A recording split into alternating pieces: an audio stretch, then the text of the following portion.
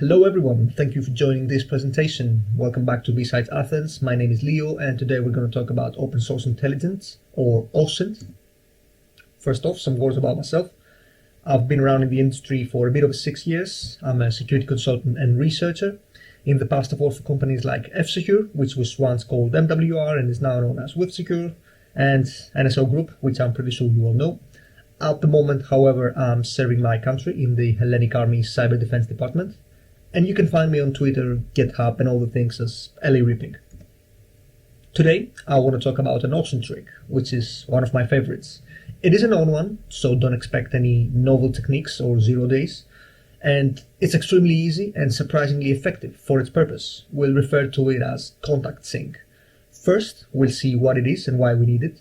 Then, we'll go over the challenges of creating fake accounts or sockpuppets, specifically phone-backed ones, which is a pain, depending on where you live in. Then we'll look at operational security considerations, or OPSEC, and what automation capabilities we have, or rather, what are the limitations. And we'll summarize with an evaluation of this technique, its pros and cons, compared to other tricks. Okay, imagine you walk up to your phone to realize you've missed a call, and the number doesn't look familiar, so naturally you want to see if it's something important or not, to maybe call it back. Maybe it's your boss, maybe you've won an all-exclusive trip to the Greek islands. It could happen, right? Who knows? This is a typical OSINT scenario, where we start with an unknown phone number and want to get more intel about it. Something you might also see mentioned as an enrichment process. This problem can, of course, be tackled with many ways. We can see some of them in this excellent diagram from Intel Techniques, a great source of such diagrams, which essentially presents the OSINT landscape for this scenario. The path we'll follow is also covered, and it's the highlighted one. It involves a mobile operating system, a smartphone, and your contacts, your address book, as we can see. But we'll get to it in detail in the next slide. So let's see what our solution looks like. We'll start with a target number. We'll need any smartphone to add this number to our contacts. And then, using social media and instant messaging applications, we will upload this address book to find friends. That might take restarting the app, rebooting the device, or just refreshing the main screen, and boom, we get some new data for the target. Typically a name and a picture, sometimes also the last active status. And that's just from one application, one service, as we'll refer to them. The cool thing here is that you can do the same thing with multiple apps and get more data. A different pic, a new name, or even different types of data altogether to slowly enrich your target. Awesome. How do we start? First, you guessed it, we need a smartphone. But why not use a virtual machine or an emulator, you might ask? The challenge with these is that to even install the apps of interest, sometimes we'll need to hide the emulation environment or evade root detection routines. And this can get complicated, with lots of custom mitigations employed by these apps to prevent abuse. This whole topic is massive in bibliography, and at the end of the day, yes, the reverser always wins, but overall it's pretty time-consuming, so it's best if we can avoid this trouble altogether. And though the reason an emulator might not be the best idea is that it's trickier to simulate telco functionality, the phone part of the smartphone. For instance, we cannot insert a SIM, we cannot accept SMS messages for verification codes, so it's just easier to use a smartphone. Then we'll need, of course, a SIM card to create our sockpuppet account, which we'll be searching target numbers from. In some countries, this is fairly simple, as you don't need to provide any ID to activate SIM cards. In Cyprus, for instance, you can just fetch a dozen of SIM cards from your local mini-market, and then you're good to go, no questions asked. In other countries, though, like Greece, you need to provide a whole lot of personal info to get yourself a number in the name of national security. Alright, say we have no problem with that. The first obvious place to get this new SIM card is the local telco provider branch. Unfortunately, this solution isn't really good because it's just too expensive. I found out that for all prepaid plans, you need to first top up this number that you're going to use, which is at least €12 for the first charge, and that's a hefty price to conduct any large-scale operations. It just doesn't scale up. So this solution was abandoned. Note, however, that you can also go shopping in dodgier places and get your hands on dirty SIM cards without really providing any details or paying anything, so long as you know what you're doing, and be prepared to get scammed. Like I was, as the SIM cards that I obtained through this method were expired and very smartly restamped as brand new. What about these promotional offers on subway stations? These youngsters selling free numbers loaded with data plans? Nope, that doesn't work either, as it turns out they're not really free and actually need the same pricey first charge like the in-store ones.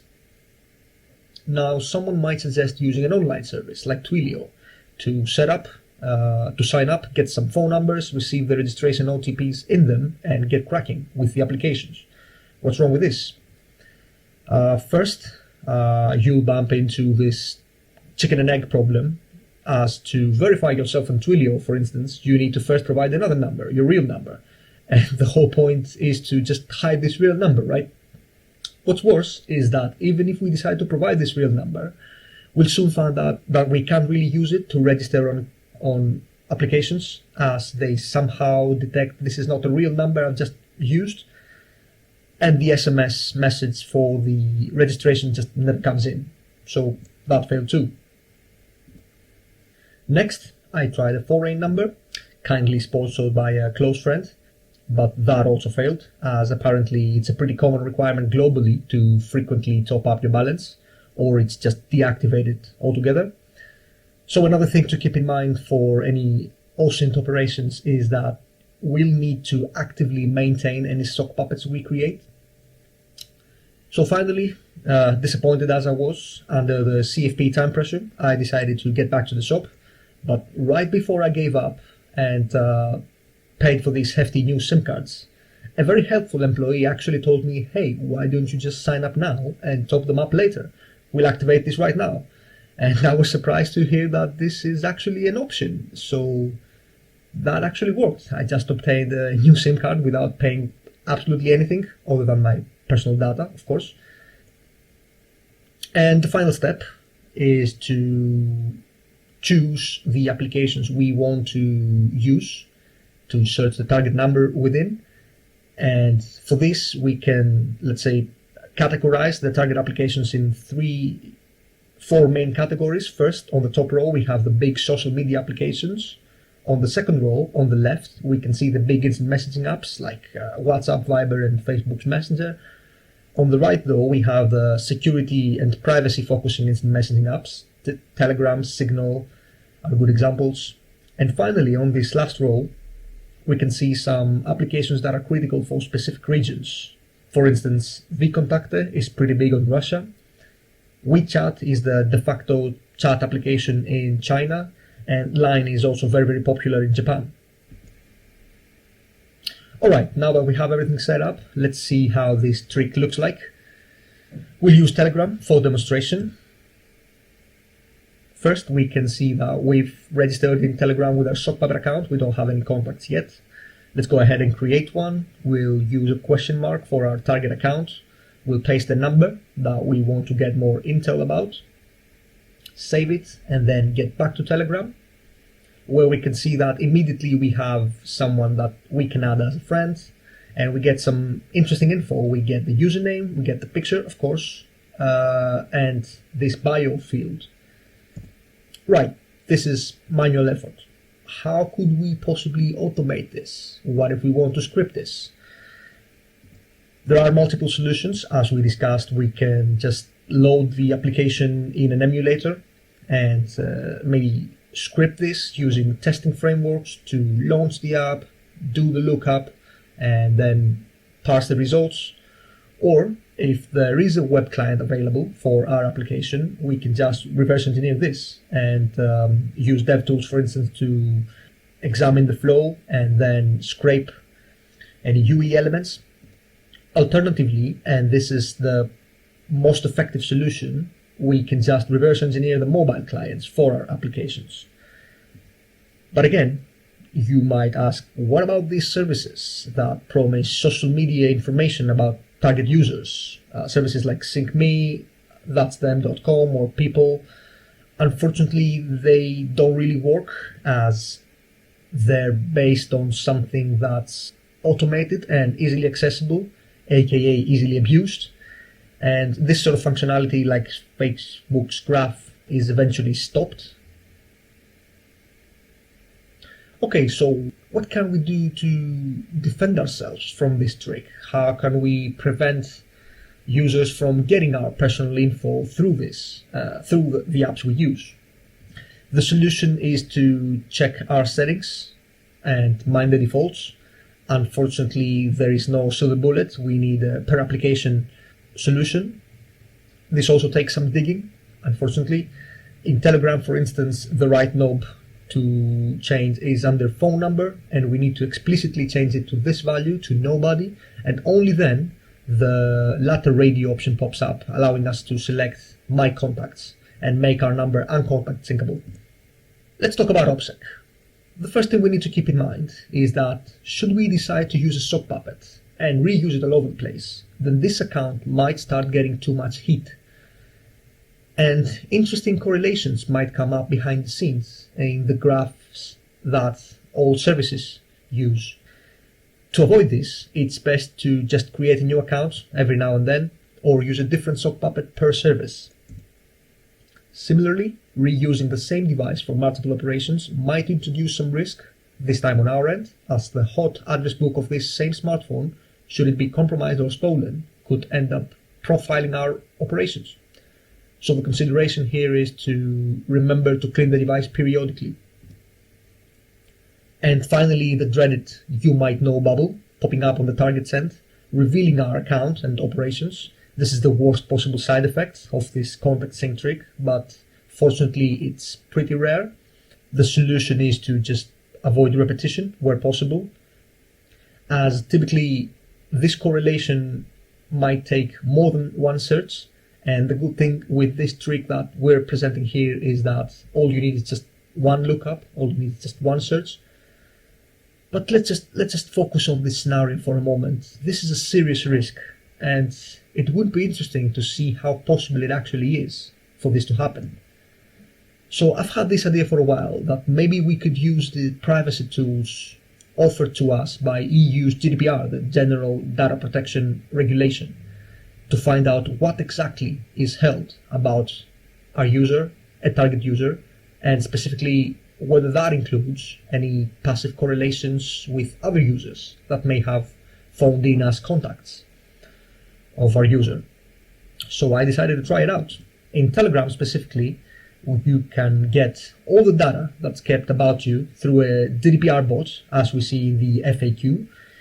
Using this very simple to use bot, all we need is just two messages, two / commands, to request our data, download it from the desktop app, and then finally export it in a human-friendly HTML format and browse it easily to find out there's actually no mention of our sock puppet, the one we just used to search this target account. And this is of course just an example. Telegram is a privacy-oriented app. Expectedly, it doesn't really hold any creepy data. But let's just keep this tool in our heads for other applications which might not be so innocent. Okay, with all that in mind, let's now summarize what we know about this trick, its gains and losses. First, its ease of use, as we need no crazy skills nor any specialized software or hardware to perform it. Secondly, it's hard for applications to block, and even harder to detect that this feature is being abused. Let me dive deeper here for a second. We shouldn't forget that this is based on a feature. Contact uploading is a UX functionality to help you get started with a given service and find friends. And with regards to detection, remember that address books are inherently large, and most times this is implemented with a single request to the backend. So if you've done your reverse engineering and you've successfully scripted a contact sync lookup, all you need to search multiple numbers at once is just one request. Also, it boasts great performance. Again, if you reverse the API, the lookup call is instant. It takes milliseconds. Compare that to waiting for an emulator to boot, the app to be launched, and then UI buttons to be clicked. And that's before results are actually fetched and then parsed, so the difference here is massive.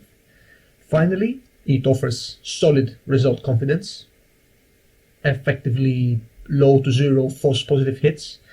Compare that to the fuzzy results that, for instance, a search feature would provide. There are, of course, some downsides, like for starters, it's actually hard to automate this trick. As we saw, this takes some reverse engineering, which usually takes both time and skill. Even once the APIs are reversed, you also need to constantly monitor its results and keep an eye out for version updates or changes in the format. This, however, is also true for other techniques like scraping web results of an app's web client. Also, you need to typically have an active session to even perform these requests, so factor in additional reverse engineering effort for the login process and some token juggling after that. And finally, should we decide to use sockpuppets and be reasonably paranoid about our OPSEC, we'll have to accommodate for the overhead of managing all these accounts and keeping them active. Before we go, here's a list of good OSINT references, good sources for OSINT stuff. First, we have OSINT Curious, the prolific Dutch OSINT guy in Twitter, and of course the awesome OSINT list on GitHub. But most importantly, inceltechniques.com are a great source of diagrams. However, unfortunately, the juice is now hidden. All these cool diagrams are not even available on the Wayback Machine, so it might take some digging to actually find these nice paths. And that's all for today, actually. I'd like to thank you again. Thanks to Koudas and Xenos for their overall help with the slides and spot-on QA advice. I'd like to thank my childhood friend Nick for that foreign SIM card that featured briefly. And last but not least, Delta, my partner in crime in the Army's Red Team, helping me out in this race to find SIM cards for the sockpuppets. That's all, folks. Hope you enjoyed it, and if you haven't fallen asleep yet, there's a neat little awesome challenge coming up, so stay tuned for a chance to win a wee prize.